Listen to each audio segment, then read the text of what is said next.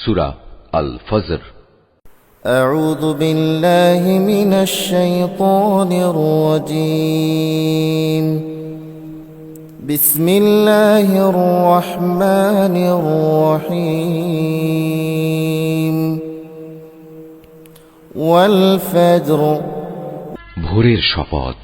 وليال عشر শপথ 10টি বিশেষ রাতের। والشفع والوتر শপথ জোড় সৃষ্টির ও বেজোড় স্রষ্টার। والليل إذا يسر শপথ রাতের যখন তা সহজে বিদায় নিতে থাকে। هل في ذلك قسم لذي حجر এর মধ্যে কি বিবেকমান লোকদের জন্য শপথ রাখা হয়েছে? ألم تر كيف فعل ربك بعاد তুমি কি দেখোনি তোমার মালিক আদ জাতির লোকদের সাথে কেমন ব্যবহার করেছেন?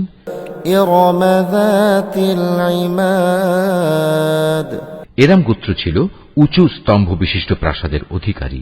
التي لم يخلق مثلها في البلاد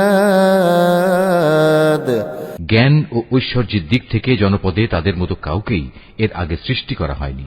وثمود الذين جابوا الصخر بالواد উন্নত ছিল সামুদ, তারা পাহাড়ের উপত্যকায় পাথর কেটে সুরম্য অট্টালিকা বানাত। وفرعون ذي الأوتاد অত্যাচারী ফেরাউন, যে কিলক গেঁথে শাস্তি প্রদানকারী জালেম ছিল। الذين طغوا في البلاد এরা দেশে দেশে আল্লাহর সাথে বিদ্রোহ করেছে। فأكثروا فيها الفساد এরা তাতে বেশি মাত্রায় বিপর্যয় ও অশান্তি সৃষ্টি করেছে। فصب عليهم ربك سوط عذاب অবশেষে তোমার প্রতিপালক তাদের উপর আযাবের কোড়ার কষাঘাত হানলেন। إن ربك لبالمرصاد তোমার মালিক এটা ধরার জন্য ওঁত পেতে রয়েছেন। فأما الإنسان إذا ما ابتلاه ربه فأكرمه إذا ما ابتلاه ربه فأكرمه ونعمه فيقول ربي أكرمن মানুষটা এমন যে যখন তার মালিক তাকে নিয়ামত, অর্থ সম্পদ ও সম্মান দিয়ে পরীক্ষা করেন, তখন সে বলে, হ্যাঁ, আমার মালিক আমাকে সম্মানিত করেছেন।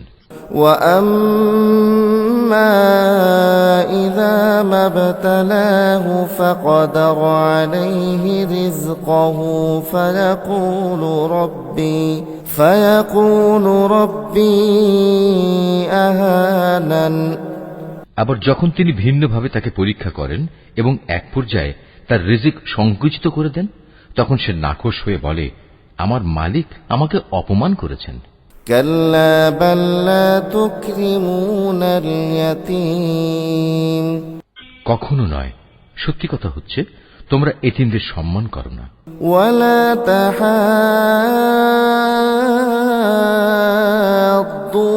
على طعام المسكين মিসকিনদের খাওয়ানোর জন্য তোমরা একে অপরকে উৎসাহ দাও না।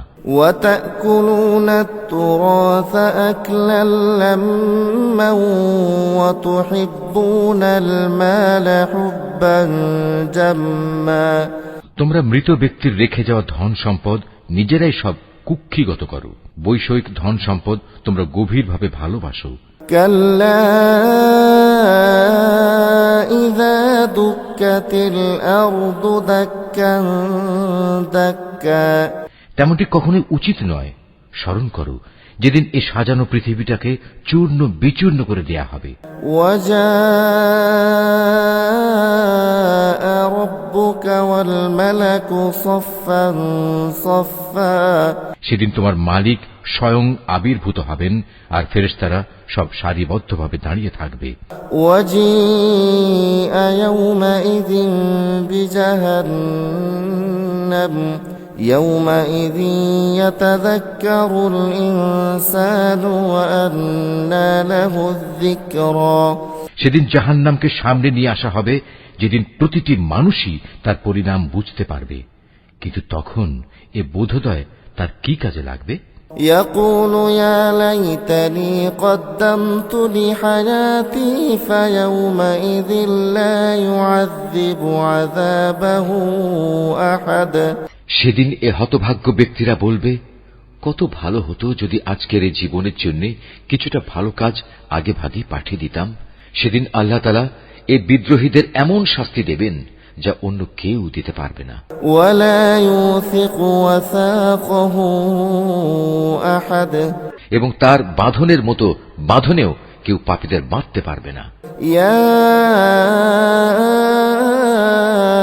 أيتها النفس المطمئنة নেককার বান্দাদের বলা হবে, হে প্রশান্ত আত্মা, ارجعي إلى ربك راضية مرضية। তুমি তোমার মালিকের কাছে ফিরে যাও সন্তুষ্ট চিত্তে ও তার প্রিয় ভাজন হয়ে। فادخلي في عبادي وادخلي جنتي।